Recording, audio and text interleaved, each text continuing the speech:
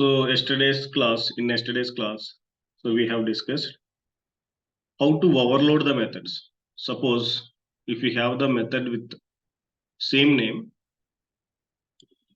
okay, so we have some logics. I want to use the same name for those logics.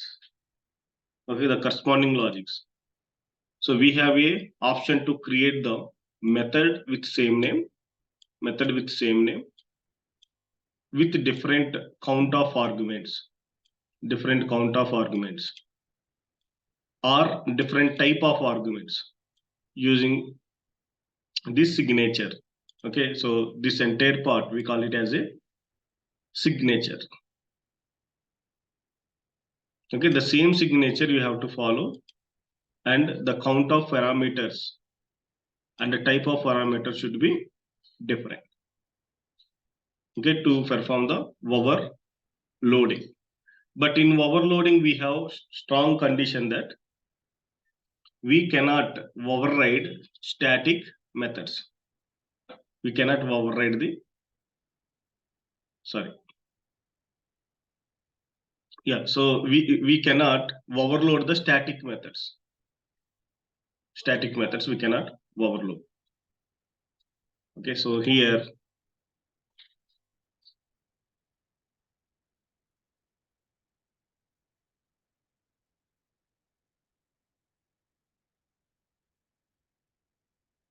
so this is the static method with a different signature. You cannot create with a different signature. See, here it is taking the int.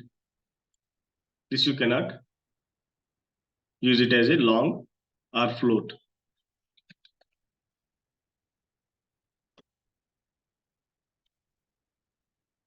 Okay, like this you cannot use. Okay, again, if I want to create static method,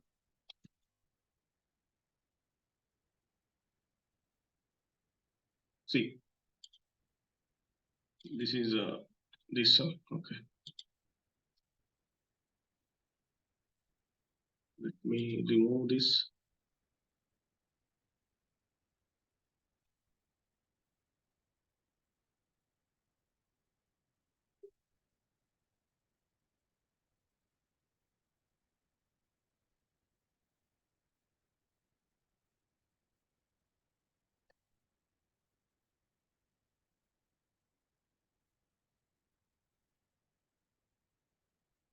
Okay.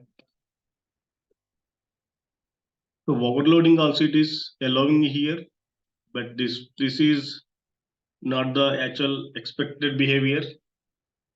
Okay, so let me remove int. Okay, so let me make it as static this one and remove static for this. It is still working.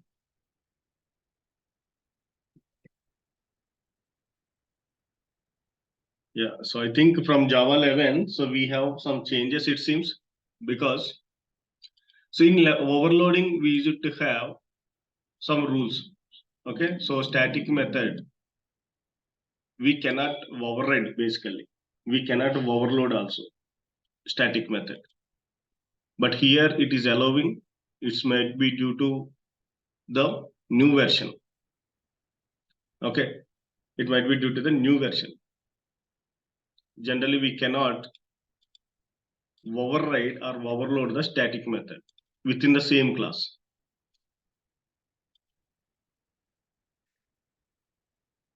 But it is allowing. From Java 11, I think they have removed that condition. Okay, so whatever it may be. So the coming to the overloading part, okay, the actual concept is, so you can create the same method, you can use the same method for different logics.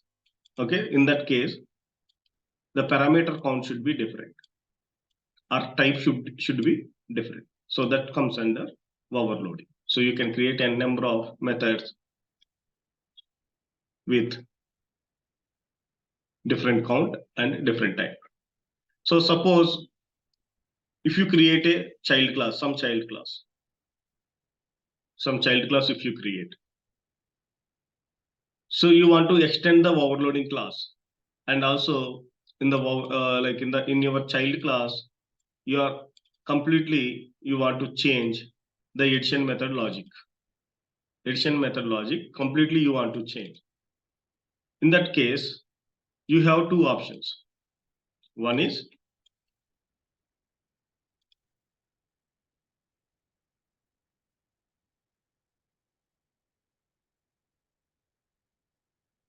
I want to change the addition logic.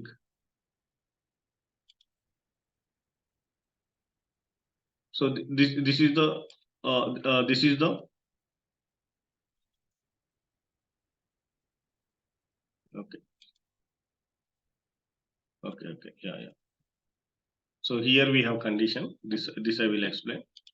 So I have a method, some method, some static or instance method. So I'm not satisfying with this existing logic, or I want to add some other functionality to the existing class. So in that case only we are extending that class, right? Okay, if we are not satisfying with the existing class, okay, so you want to add some extra functionality, or the already existing functionality you are unable, like if you are not satisfying with the already existing functionality, in that case we will extend the class, we will start adding new features, or we will override the existing features. Okay, so when we are performing this overloading and overriding, so the static methods we cannot override. Static methods we cannot override with the instance methods. Suppose, so for this addition method, so this is not my expectation. I want to create a new logic. Okay, that logic always should be called always. In that case, how I can do? How I can do? So here what I do is, let me remove this static to this as of now. So you have some instance method existing logic that you want to override. Okay. So whenever you call it, it should always cause the new logic. It always calls the new logic. So if you want to do that, so you have to do overriding. Okay. You have to do the overriding. So coming to the overloading. So here you have some logics. Suppose if you are not satisfying with the existing logics, okay, you want to pass 4 numbers. In that case, you can perform the 4 numbers operation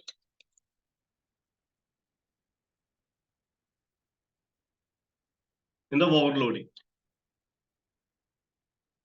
Okay, in different classes, with the different classes also, you can do the overloading. So this logic is not available earlier. Okay, you are overloading the methods with same name. Okay, if you want to use it, just as you will simply create the object for your child class, so that you can get the properties of your parent class.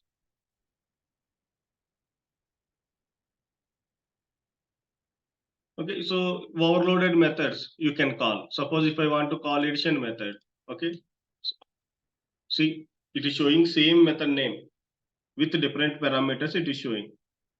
Okay, whatever the method you require, that method you will choose and you can call it. Suppose I want to pass 3 numbers. Yeah, I can pass the 3 numbers.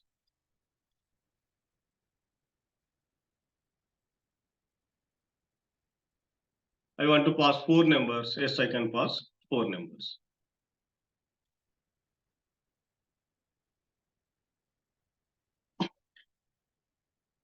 Okay, so 4 numbers you can pass. Okay, this is called overloading. So you can do it in the same class, or you can do it the 2 different classes. Here you have added new logic. Okay, this is also inheritance. Okay, so yeah, it is returning only. So if you want to print it, you can directly print that result.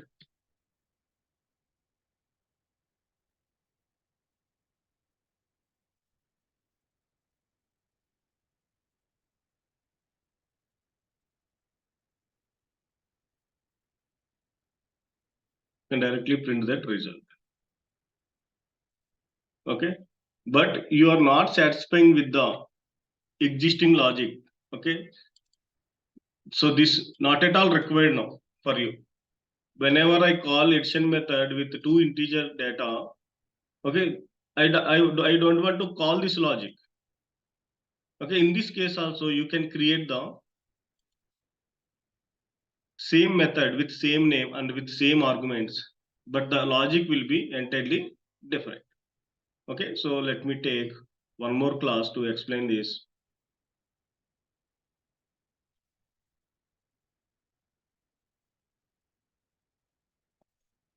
Overriding. Overriding. Okay, or let me do child class of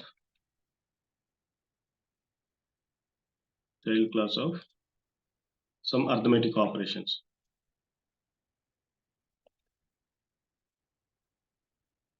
Some arithmetic operations. See the naming convention. See how I am following the similar way. You also need to perform.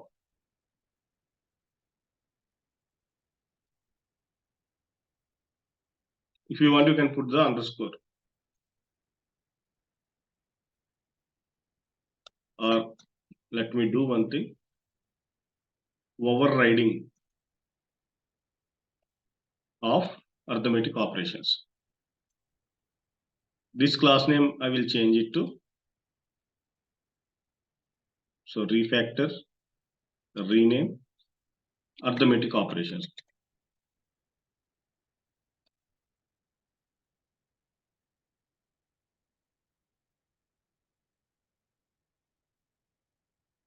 So here, this class name I am renaming it to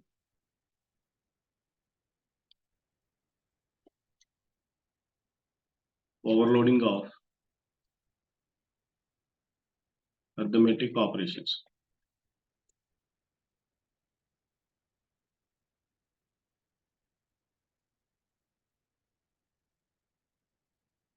We have arithmetic operations.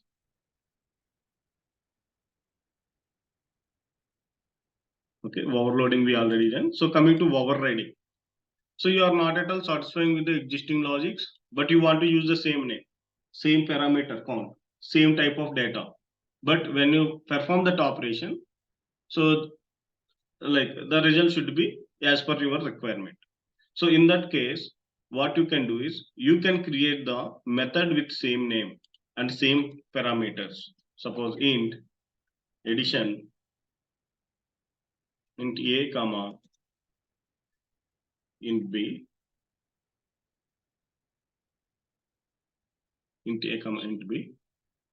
So here return a plus b.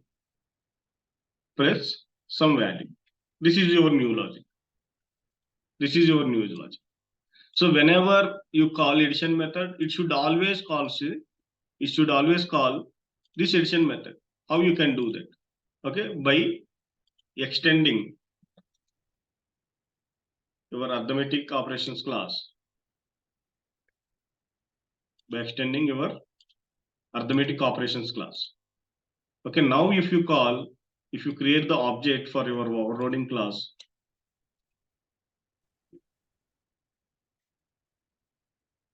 overriding class,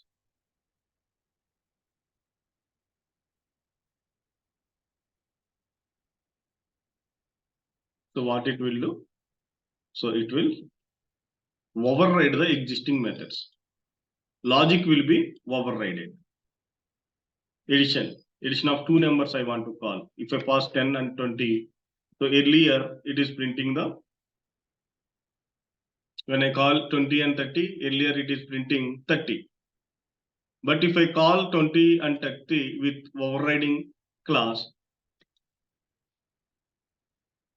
what it will display?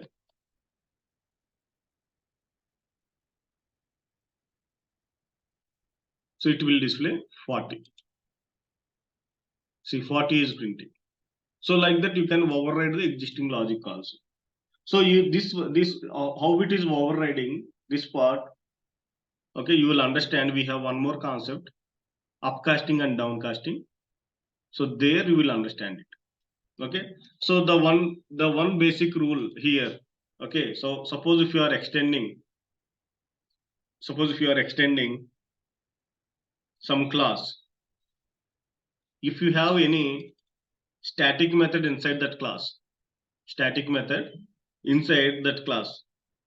those static methods you cannot override. Okay, those static methods you cannot override. Let me try to override this display method. This is a static method, right?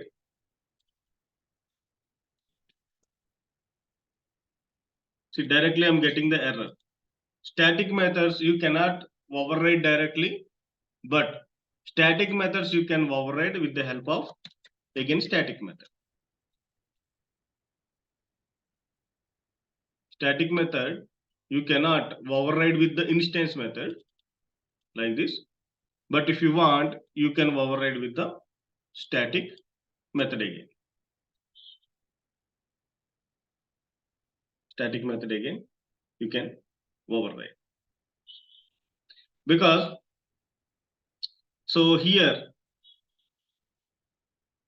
let me do one thing. Can I call instance method without the object, without the allocation of memory? Suppose I don't create this object memory location.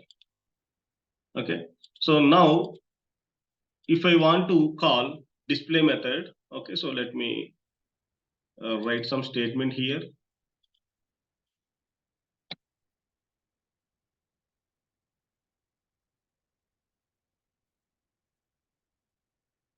Arithmetic operations, static display method.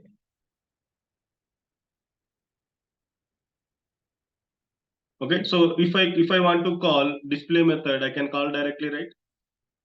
Okay, it is available in the arithmetic operations class. So when you are extending, so all you will bring it to your overriding class. Okay, so if you create the object for it, you can directly access all your arithmetic operations and also overriding of arithmetic operations class members. If you don't create the object, what you can access, whatever you have static members in this class, those you can directly access. Okay, so static members, no need of creating the object. If you want, you can specify the class name. But when you extend it, it is already fetching all the data into a single object. So that time it will directly give you the access to access those static members. Suppose if you call display method, it will display the text. So here, without creating the object, you are able to access the static members. But if we have a chance to create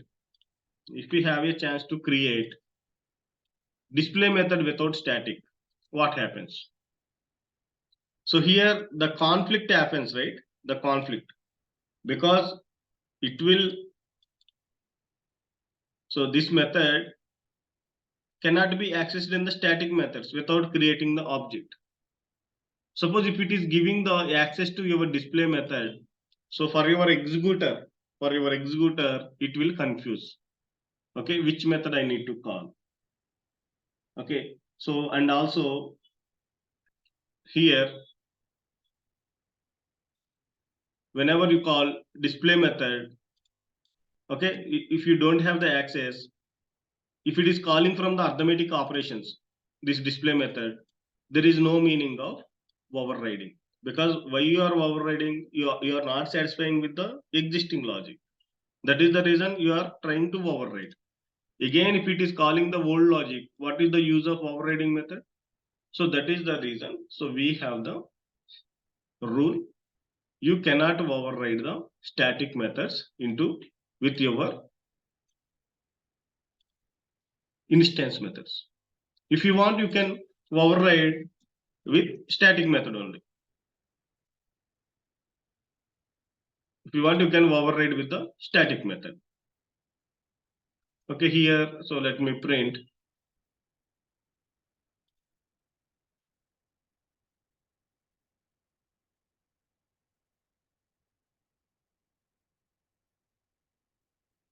overriding of arithmetic operations static display class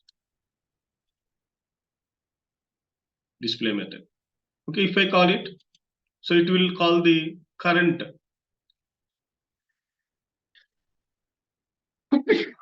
Sorry, it will call the so current class display method. Okay, you can override with the existing. I mean, you can override with the static method only.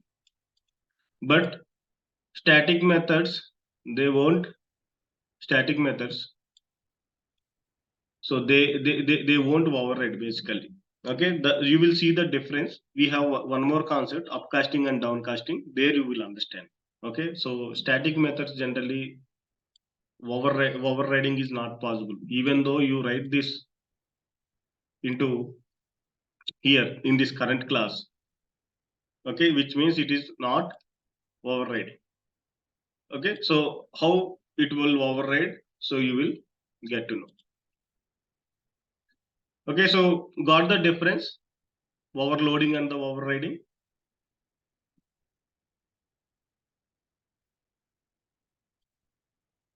Okay, so when you are performing the overriding, okay, so let me like illustrate with the example. So we have some object. We have some object. We have created it for overriding of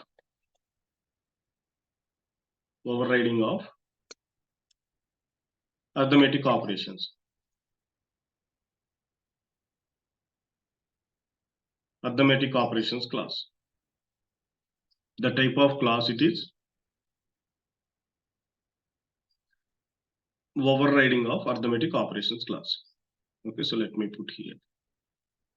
So when you create the object, with this type, okay, so we are giving some example, right? Overriding example. So this particular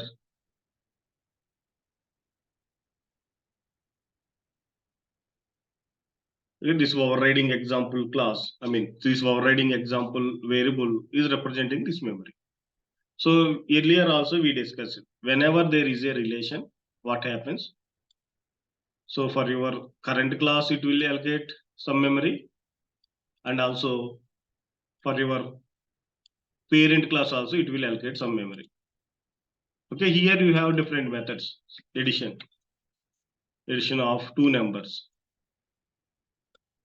So addition of, again, two numbers.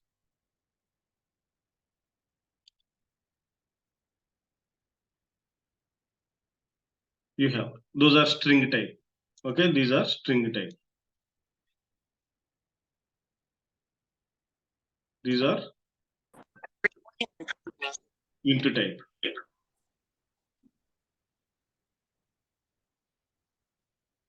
Addition of two numbers. Addition of three float type we have. Similarly, we have addition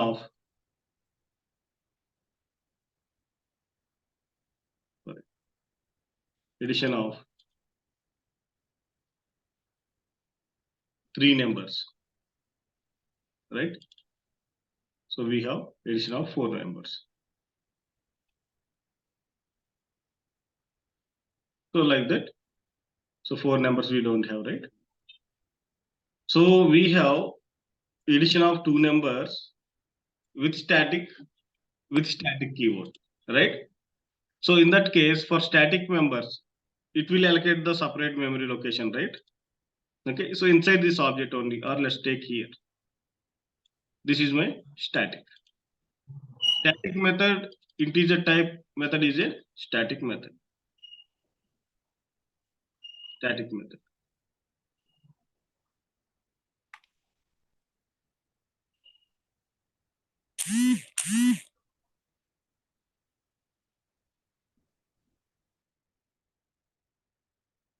It is a static method. So again, this link will be happened here, and also from here to here there will be a link. And for your static, like this is the arithmetic operations class type. Again, sub memory. Okay, this entire part again it will comes to the overriding of arithmetic operations object only. But inside that again it will create the partitions. Okay, so for this one it shows the type as arithmetic operations. This is overriding of arithmetic operations. Overriding or overloading anything. Okay, so for both overloading and overriding, I'm creating the same memory. So suppose if you have more than so A, B, C, and D, we have one overloading method in the child class. And also I have addition of strings, I will overload. Addition of strings, I will overload. So if I want to override the static method, okay, by default it is not allowing. Okay, with the static method only again you can override, right? So again for your memory, okay, so let me do one thing. For your child class, so again static it will create a different static memory.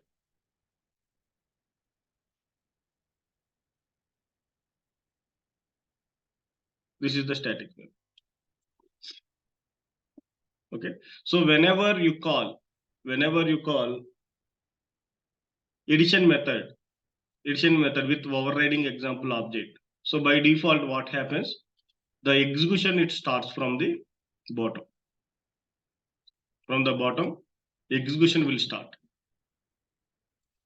Execution always starts from the bottom of your class, I mean bottom of your object. Compilation, okay, when compilation happens, compilation always starts from the type of your data, type of your class it will check. Suppose, okay, so here, so overloading also, let me take this method to overriding example. Okay, so let me create this object. Okay, keep it as this. So now if I want to call addition of four numbers, what I can do, so I can directly call. Okay, I have the option because it is available in the child class. That is fine. This is fine, right? So if you run it, okay, it prints the, okay, so if you print it again, so it will print addition of four numbers. So this is fine because it is available. Suppose if I create a object for my arithmetic operations.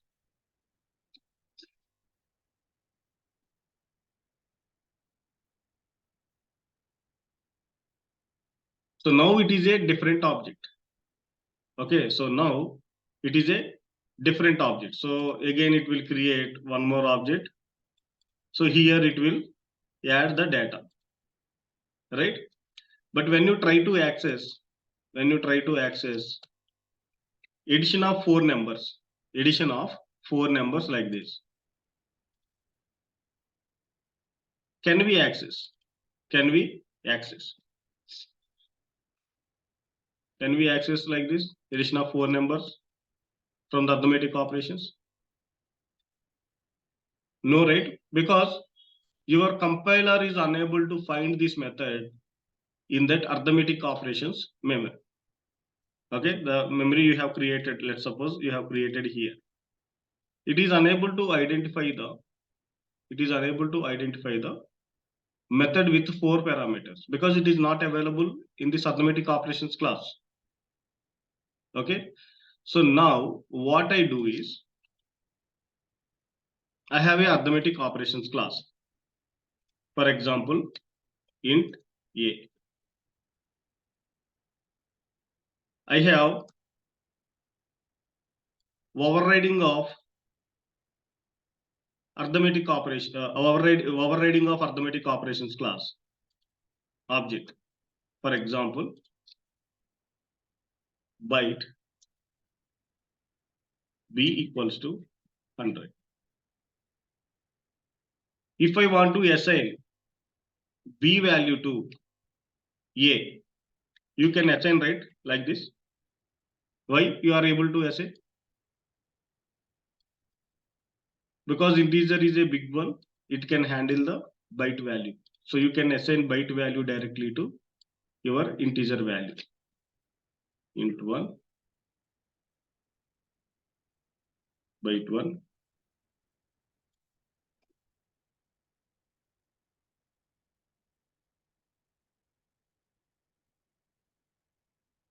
Okay, so this is byte 1 value, you can directly assign to int 1. So this we are calling as implicit conversion, right? Type conversion. It is a type of implicit conversion.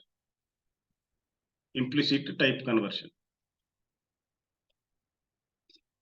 Similarly, when we have relation between the classes, okay, when we have relation between the classes, so here classes are nothing but data. When you have relation between the data, that data you can convert from one form to another form. Okay, so here integer is also a number type of data.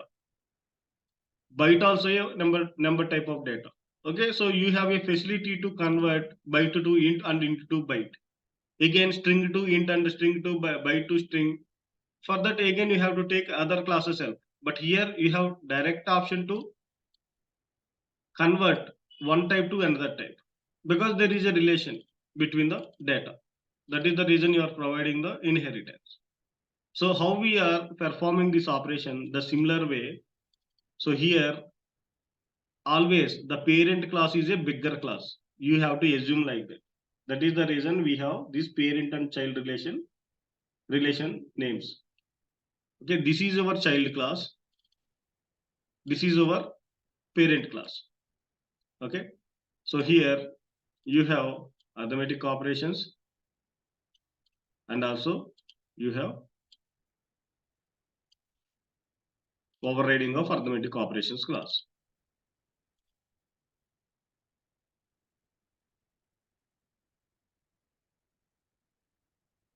And this is arithmetic operations class.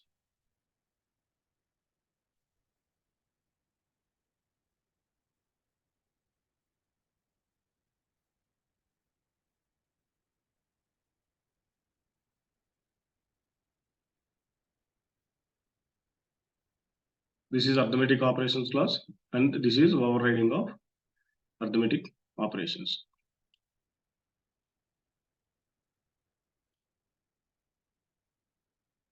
So you provided a relation between these two classes. So when we provide the relation between two classes, whichever the class you are extending, it becomes parent class. Parent class.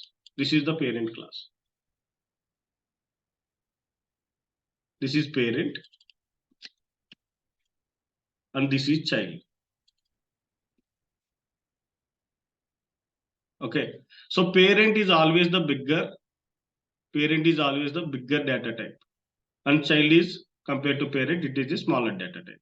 So like int and byte, you have arithmetic operations. You already created arithmetic operations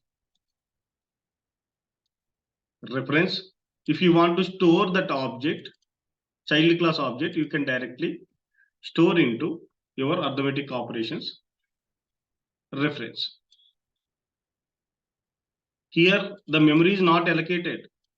When you use new and its class name, then only memory will be allocated. Still the memory is not allocated here for this. For int also there is no value. If you call it, it will give you the error. Similarly, for your arithmetic operations also, memory is not allocated. No method will be called with this. No method will be called with this reference. Okay. So now you already assigned object, overriding of arithmetic operations object to your parent class. In the back end, what happens is, so overriding example, right? So if you are created AR arithmetic operations, reference again.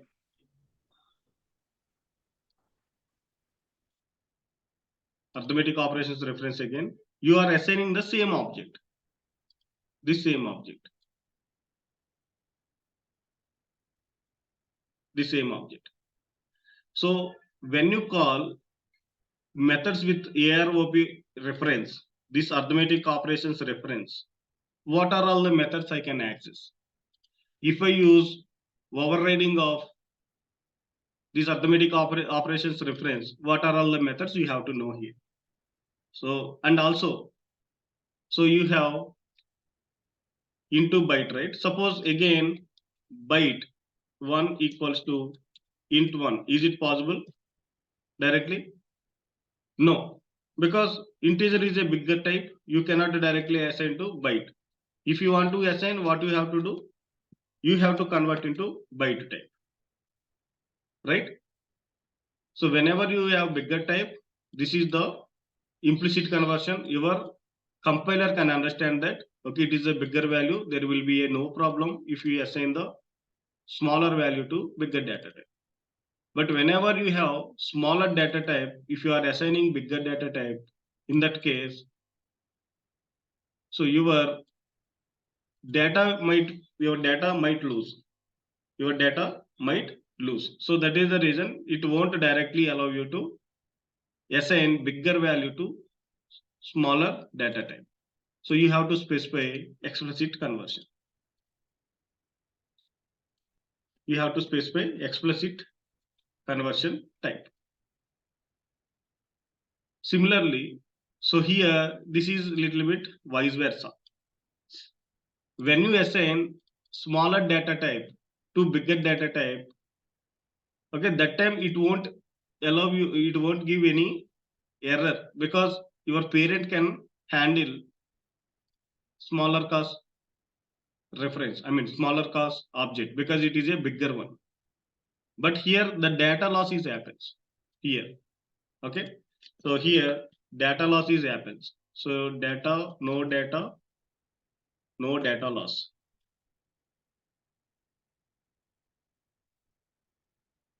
So here data loss. So this type of notation, okay, this is not implicit conversion. Basically, this type of notation to differentiate primitive and non-primitive, we call it as upcasting. Okay, in the upcasting process, data will be data loss, upcasting. Suppose this is a smaller class. Again, if you assign bigger one to it, it won't allow you to directly assign bigger one to smaller one. Again, if you want to convert into your required data type, like if you want to store it to byte, you are converting into byte. Again, if you want to store into overriding example, what you have to do? So you have to convert that into your data type. It will allow. In this case, this notation we call it as downcasting. No data loss. No data loss. Here, the vice versa. Downcasting. No data loss. Why data loss and why no data loss? For example, you have addition method with 4 parameters, right? With 4 parameters. I already assigned the object of my class to parent class. You might feel that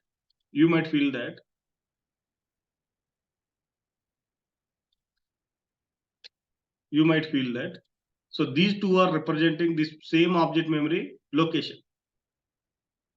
Okay, these two are same object memory location. This AROP can call the methods of this object memory, right? So when you try to call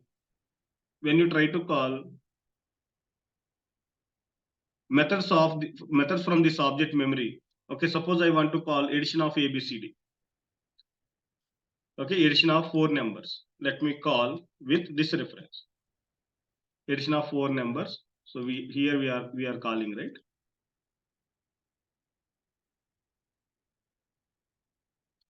Addition of 4 numbers. Is it possible? No. Okay, you have to understand one thing here is, even though this AROP is representing this object, inside this object, even though we have addition of 4 numbers method, it cannot call this method directly. Why it is not unable to call this? This method is even though available. The reason is, here in Java there are 2 levels. One is compilation and another one is execution, right? So first it has to be compiled, then it has to be executed. So here when you call addition method, so generally your compiler what it will do is, the reference, what is the reference type it will check. It is a arithmetic operations type, right? In this case, it won't start directly from the bottom. Okay, based on the type, it will go to this particular memory location. Suppose if you mention it as a arithmetic operations, it will directly come to this arithmetic operations block. It will try to search for this addition of 4 numbers. But here it is not available. Okay, your compiler only is giving the error. Okay, your compiler always checks with the type of your memory. Okay, so when it is trying to find that method, here it is not available, addition of 4 numbers. So that is the reason your compiler itself is giving the error. Okay, suppose if you call the same method with your overriding reference, it will allow you, it won't give you any error. Okay, it won't give you any error, it will allow you. Why it is allowing? Your compiler, so based on this type of your reference, it is directly going to this particular memory and it is start searching. It is started searching, it is available. That is the reason it is giving you the access. But your compiler, again, it won't. Okay, so suppose if you call with the arithmetic operations, it won't come to this particular, this from this bottom of the object. Bottom to top approach, it won't follow. But when you call execution, okay, after compilation only we can do the execution, right? So without compiling, you cannot execute. Okay, when you call execution, your execution is always starts from the bottom. For suppose, okay, here, if I run it, okay, so this method is calling addition of 4 numbers. That is fine. Okay, so now let me take this addition method. Addition of 2 numbers. This is available in overriding of arithmetic operations class, and also it is available in arithmetic operations class. Now, so here when I call with 10 and 20, what is the value it will display? 30 it will display, right? When I call addition of two numbers 10 and 20, how much it will display? It will display 40. Okay, so now what I do is the same thing I'm copying to here. If I call addition of two numbers 10 and 20, 10 and 20, what happens now? What happens now? What is the output we will get? What is the output we will get? Somebody tell me.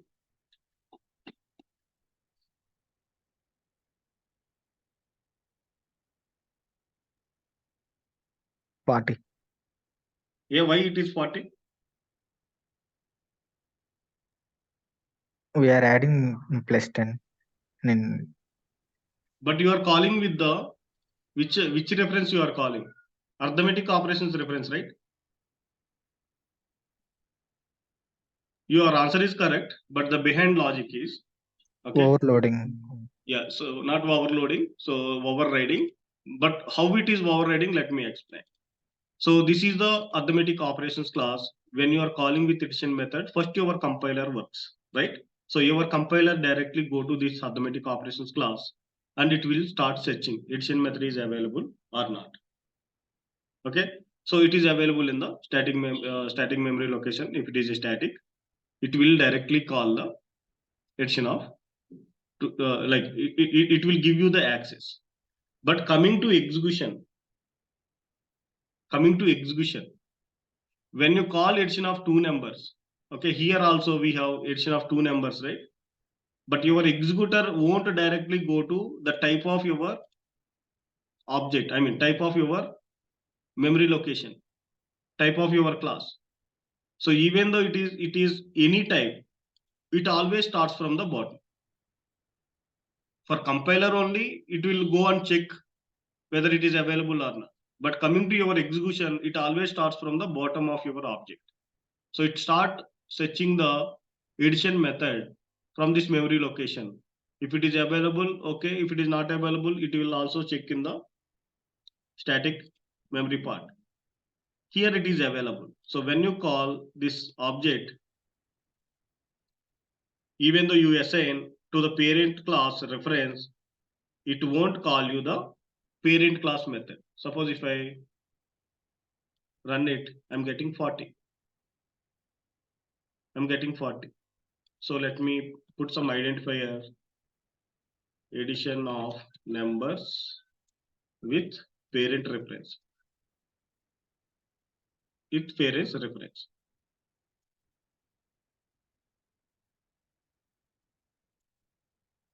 So now let me call the same method, addition method, with the child class reference. So what is the child class reference? Overriding example, right? So it will also do the same. First it will go and check in the memory location it is available. Okay, so if I call with child class reference, again it will call the child class method only. Even though you use parent class reference or child class reference, it always calls the child class method. Child class method. Okay, because the execution starts from the bottom to top approach. Bottom to top approach. It won't act like a compiler. Your execution won't act like a compiler. Your compiler only go and check into the particular memory reference. Okay, particular memory location. But your execution always starts from the bottom. So that is the reason overriding is happening.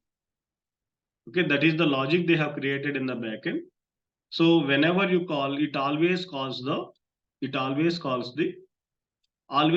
new logic, even though you call with the parent class reference or you call with the child class reference, it has to call the new logic. That is the reason you are writing the new logic. Okay, understood how it is happening? Okay, upcasting.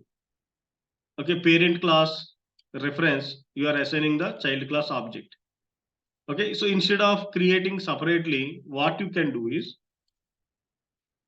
simply you can create new child class object, you can directly assign.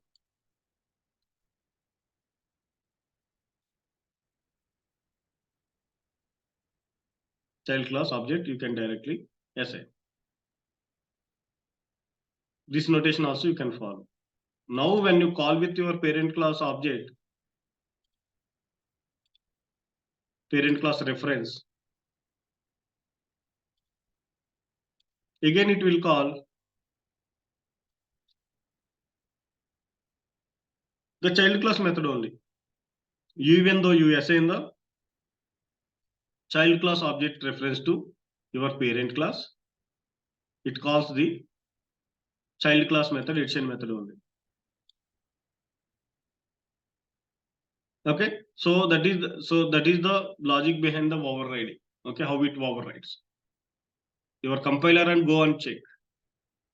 Okay, if it is available, it will give you the access to execute our program. If it is not available, it won't give you the access. Okay, so let me put it as static. And also in the arithmetic operations also, I will make it as static. Let's see the difference now.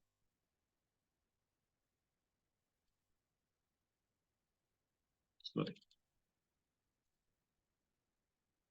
So now see. Now see. So whenever you have static, here what happening here? So if I remove it static, it always giving the child class method. It always calling the child class method. So whenever I have static method, your executor also cannot override. Okay, whenever I have static, your executor also cannot override. Okay, whenever we make it as a static, in the back end, your executor checks the type of memory. So that is the reason we have these rules. Static methods you cannot override with the instance methods, because while searching for the object, it should not confuse. It should not start from the bottom. While searching for the static method, your executor should not confuse whether it has to start from the bottom or whether it has to start from directly from the type memory. Okay, if you assign with your child class object, it will cause the child class object. See, so suppose let me assign this object to my child class object. So object is already available. You are just assigning it. Okay, but it is a child class, which means smaller class. You have to cast it. This you can call it as explicit conversion or down casting. Okay, this notation is called it as down casting. You are downgrading the object, parent object to child object. So if you call the addition method with child reference, what it will display?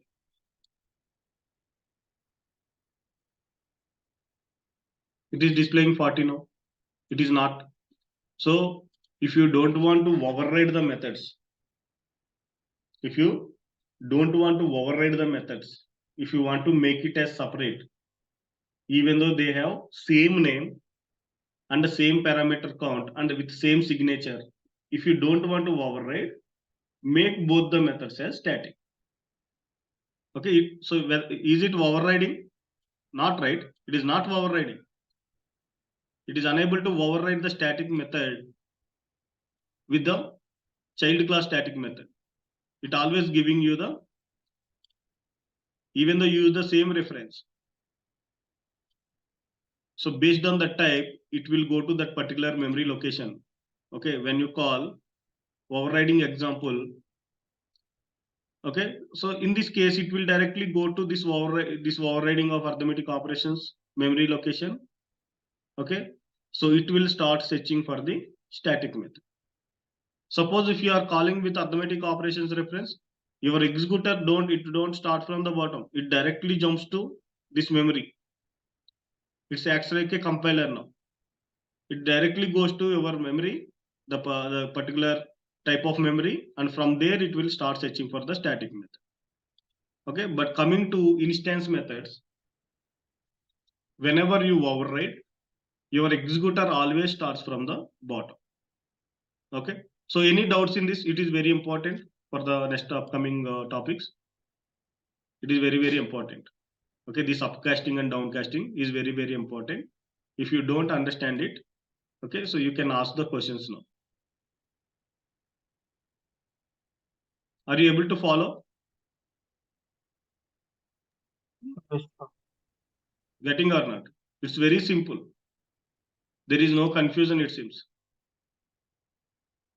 Okay, if you are confusing, let me know. I will explain one more time. Okay, just blindly follow this diagram. What it is doing. Just blindly follow this diagram. So you created two classes. You have provided relations.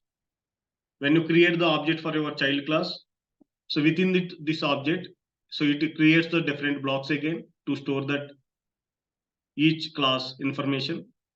It will assign the type for each class memory location inside the same object. When you try to call some method, first your compiler works. Your compiler directly goes to the type of class we have, and it will start searching from that memory location. Okay, if you create the reference for your arithmetic operations class, parent class, and if you assign the child class object, it won't start from the bottom, your compiler. It will directly go to the type of reference and start searching from there. Coming to execution, it will always start from the bottom, even though you call with the parent class reference or child class reference, it always starts from the bottom of your object. But coming to static methods, we have one rule. For instance methods, it is fine. But coming to static methods, so when you call with any reference, it always goes to that particular memory type. Suppose if you call with AROP, it will directly goes to arithmetic operations memory location. Your executor also, not only compiler. Okay, based on the type, it will go to that particular static memory. Okay, so the static memory, it will identify with the particular class. Okay, this is the type of arithmetic operation static memory. This is the type of overriding arithmetic operations type of memory, right? So your executor, based on the type, it will go to that static memory location based on the type. Okay, so any doubts now? Any doubts?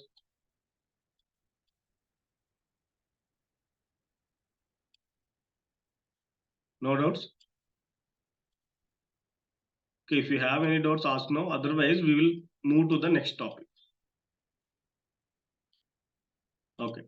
So we are also performing upcasting and downcasting, right? So child class object, you can directly assign to parent. But coming to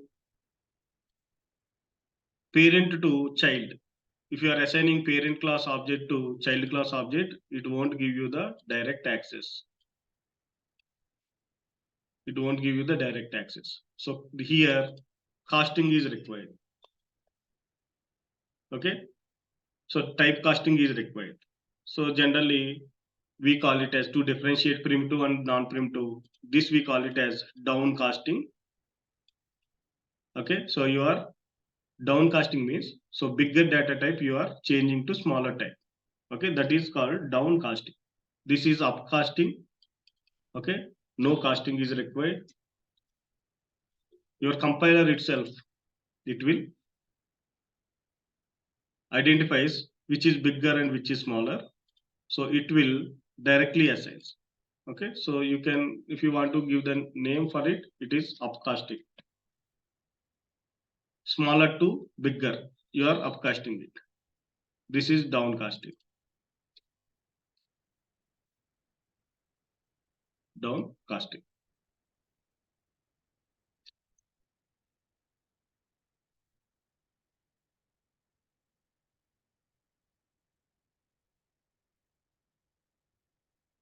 This is downcasting. This is upcasting. Okay, whenever you are downgrading some data type, so that time there will be some loss of data. But here it is reverse.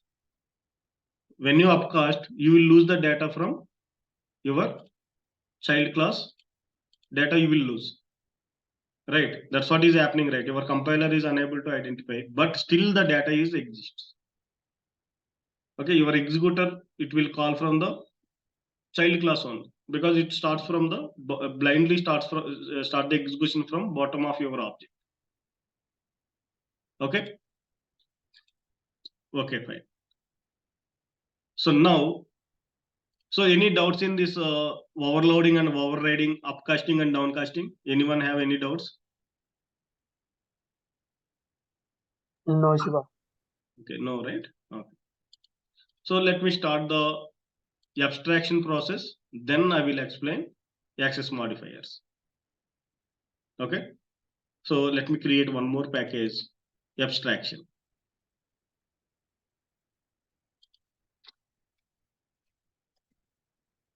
Okay, what is abstraction?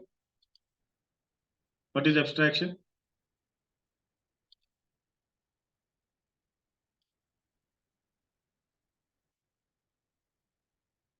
See, what is abstraction? Provide the overview of your class or method. Do not directly give the access to your class methods, class logics.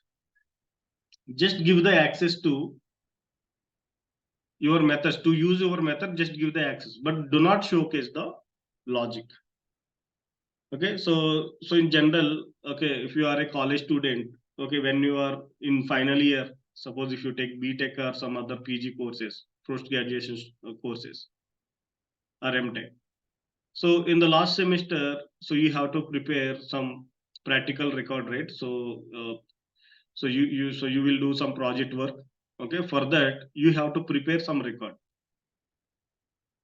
Okay, so when you prepare the record initially, okay, you will prepare the abstract, right? Abstract of your project, which means the overview of your project. You cannot see anything in details, what you code and what are the methods you have used.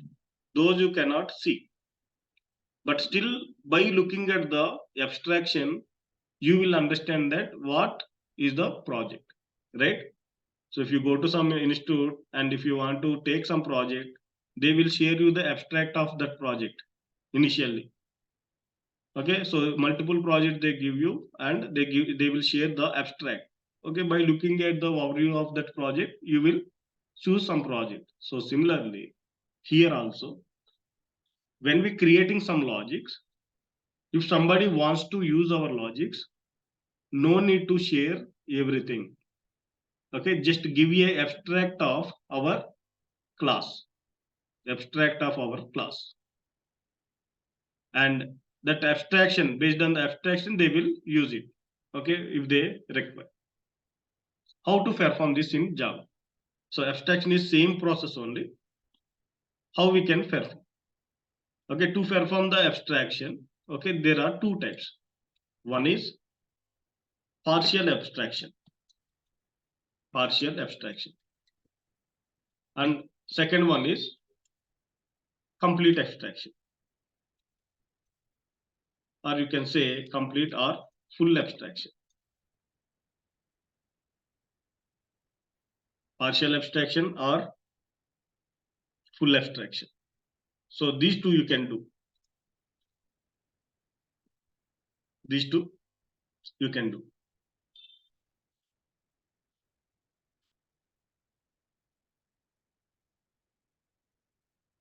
partial abstraction and complete abstraction. So providing the overview of your class or method and provide the access for usage, not for modification, not for not for going through the logic. You just provide the access. You just provide the access to for usage only. Okay, so if you want to do the partial abstraction, we have classes. If you want to do the complete abstraction, we have special types. Like a class, we have interface. Okay, so from here, interfaces will be started. First, we will discuss the partial abstraction. Full abstraction also we will discuss. Okay, so classes, normal classes. Okay, these normal classes cannot perform the abstraction. So that is the reason we have abstract classes. Abstract classes. Okay, so we can do partial abstraction. Partially, you can hide some data and you can give the access to some half of the data. You can 75% data you can hide, and the remaining 20% you can share publicly. Okay, so similarly, so we can do the full abstraction. I don't want to just give the access for any code. I just want to give the overview. Okay, that also you can do. Okay, using abstract classes, first we check, then how we can use the full abstraction we will discuss. Okay, so let me create one class, abstract class. Okay, abstraction we can, partial abstraction we can perform abstract classes. Okay, let me create class name as partial abstraction. Partial abstraction class. Let me make it as class.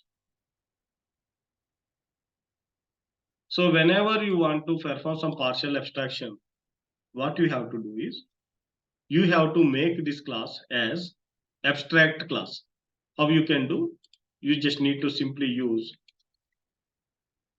as abstract keyword.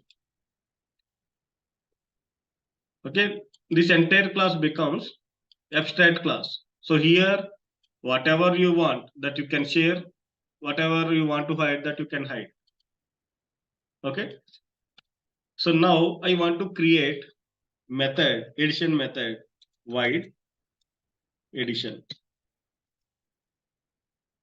You want to share the logic, you can write the logic.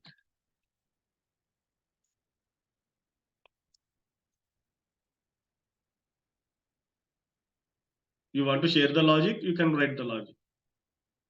But I don't want to share the logic. What I can do? Void.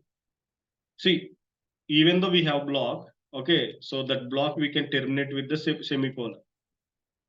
Okay, there is no use of semicolon here because block itself is giving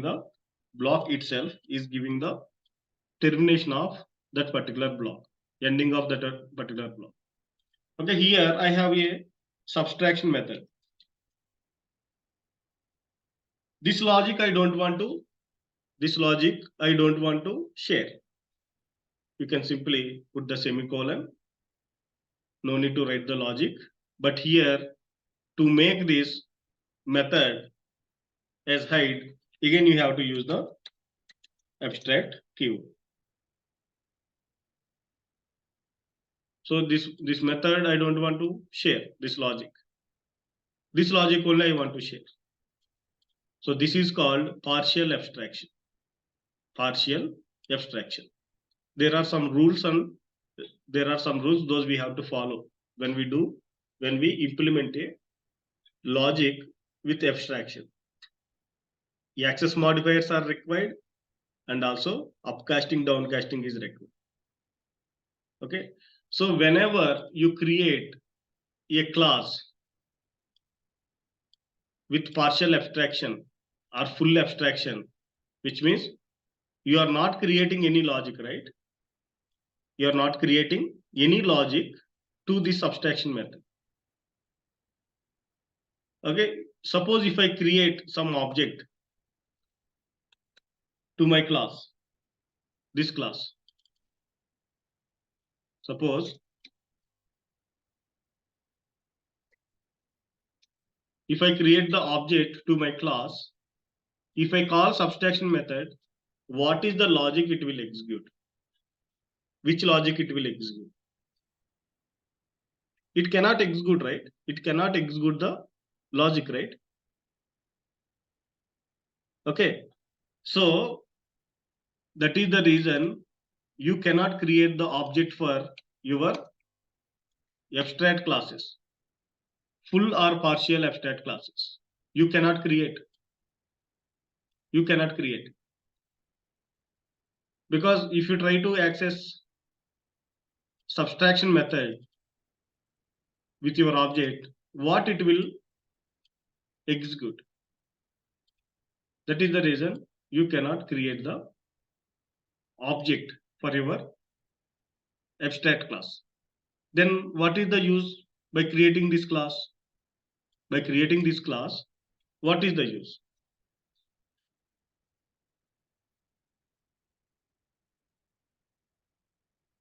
Okay, so what you can do is you can create a child class for your abstract class,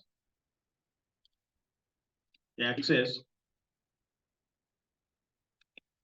partial abstract class. Okay, my child class is not a abstract class. This is not abstract class.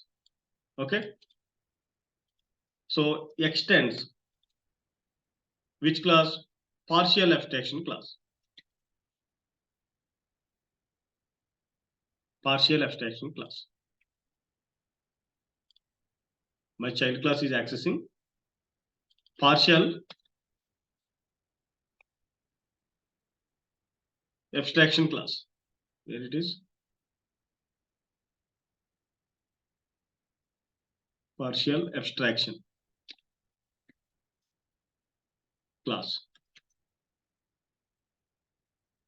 Okay, but the condition is whenever you are extending the partial abstraction class or full abstraction class, there is one condition. The condition is, so here the logic you not implemented, right?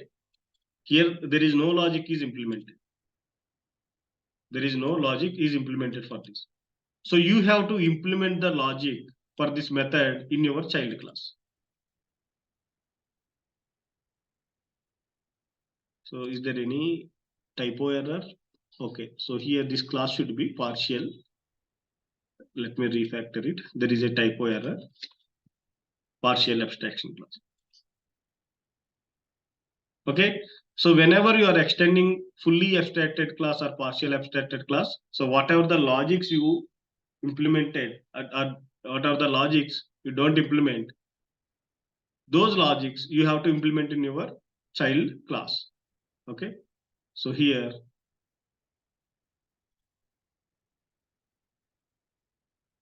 there is some issue. What is the issue?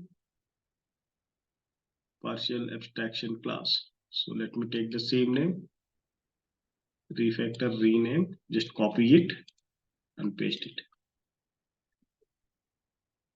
Okay, so whenever you are extending the partial abstraction class, in your child class you have to implement the logic for your parent class abstract methods, add unimplemented methods. In the subtraction, for the subtraction there is no logic. For the subtraction there is no logic. But if you want to create the object for your child class, because for your child class you can create the object. Again, if it is allowing you to give the access to create the object whenever you extend the partial abstraction class, again With child class object also you can able to access the subtraction method, right? Then that time what it will print. So what you have to do is, so you have to write your own logic here when you are extending the abstract class. Whatever the methods you left without logic, those methods you have to implement. Logics you have to implement in your child class. Okay, suppose if you create a object, you can access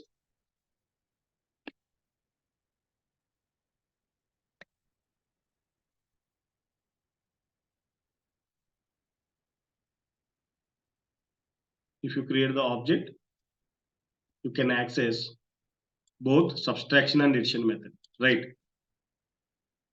Addition method, and also you can access subtraction method. So subtraction method, where it will call, because these two are instance methods, your executor always calls the child class subtraction method. Child class subtraction method. Suppose if I print it,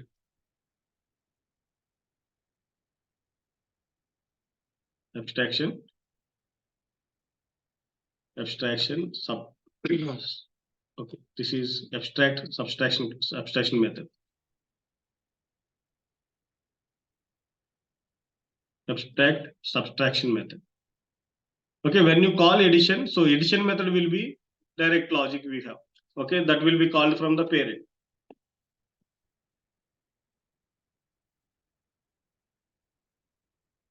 Okay, both the methods will be called. Both the methods will be called. Okay, when you run it, yeah, it is printing both. So you have one more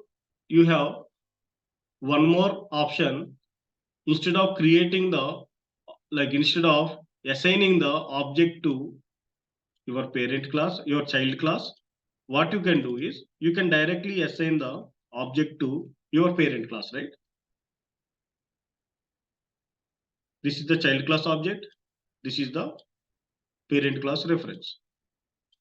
When you call subtract method with parent reference, this subtraction method is available in your parent class. When compiler goes and check for this subtraction method, it is available. When you call subtraction method from parent class, it will call from the child class. Again, it is printing child class subtraction method. It is calling the child class subtraction method. So what we do is, so we create separate class for these implementations. Those data we will hide it. Okay, those data we will hide it with the help of access modifiers. Okay, again, this class we can extend into some other dummy class to use for the usage purpose. For the usage purpose, we will use the dummy class. Okay. So that from that dummy class, you can access partial abstraction methods. All these methods. But from the dummy class, you cannot see or you cannot access these actual implementation class methods. Like that we will hide. Like how to hide. So we will discuss in the access modifiers. So as of now, okay, so partial abstraction means you will create the methods but without logic. Whenever you create a method without logic, that method we call it as incomplete method or non-concrete method. Non-concrete method. Concrete method. So whenever you have logic, this method we call it as concrete method or complete method. So whenever you have incomplete method, this entire class we call it as incomplete class.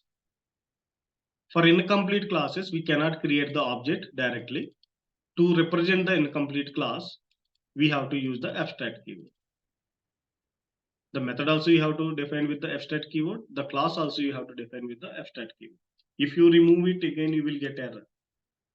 Because it is you have incomplete method, make the class also incomplete. Make the class also incomplete.